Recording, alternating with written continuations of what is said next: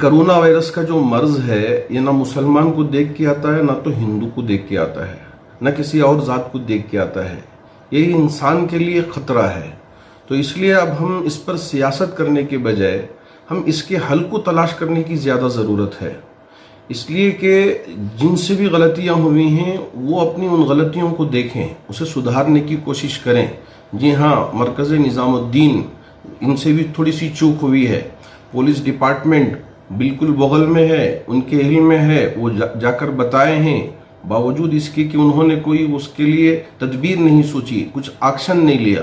और ऐसे ही वहाँ की सरकार को, वहाँ के प्रशासन को उन्होंने इत्तला भी दी है तहरीरी तौर पर, तो उनको भी एक्शन में आना चाहिए था। इतने दिन गुजरने के बाद एक्शन लेना ये मुनासिब नहीं है। इस वक्त हम ये नहीं देखना है कि क्या हुआ, अब हम ये सोचना है कि करना क्या है। अगर हम इस पर ज़्यादा तवज्जो देते हैं तो ऐसी सूरत में हम इस कोरोना वायरस से लड़ पाएंगे।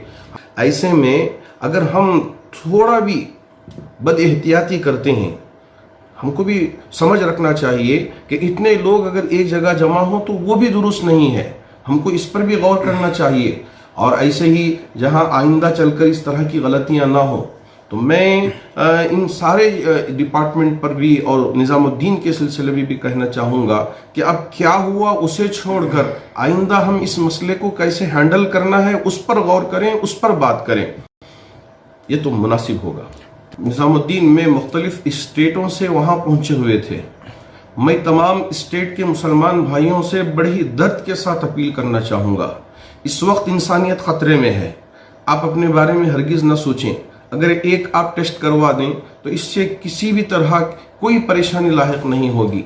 सामने वालों को भी इत्मीनान हो जाएगा, हुकूमत वालों को भी इत्मीनान हो जाएगा और लोगों को भी इत्मीनान हो जाएगा।